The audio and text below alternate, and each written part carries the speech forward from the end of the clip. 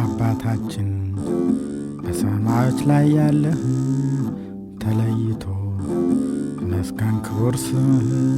መንግሥትህን የምንፈልጋት ከጥንቱ በልጅነት ድምጣት ሰጠና ቤቱን ፈቃድህም እንዲደረግ ይሁን በሰማይም ሙተን ተነስተን ከዳይን እንድንኖር ምስጋናህ ምግብ ሆኖን ዛሬም በምድር በሥጋ ሕይወት ሳለን ምግባችንን በየዕለቱ አውቀ ስጠን፣ ይቅር በለን የበደልንህም ቢኖር ወንድማችን የበደለንን ነገር እንዳቅማችን እኛም እንድንል ይቅር በገሃነም በክፉ ሁሉ መዓት አትጣለን አድነን እንጂ ከሞት ይችን መንግሥት የማያገኛት እልፈት ጌትነትም ካህሊነትም ክብርም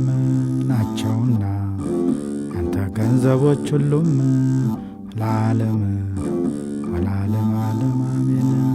የተላከው ቅዱስ ገብርኤል ከጌታ ሰላም ለኪ ብሎ በሰጠሽ ሰላምታ እኔ ባሪያሽ ልብሴን ስታጠቅ ስፈታ ሰላም ልልሽ ይገባኛል ጧት ማታ።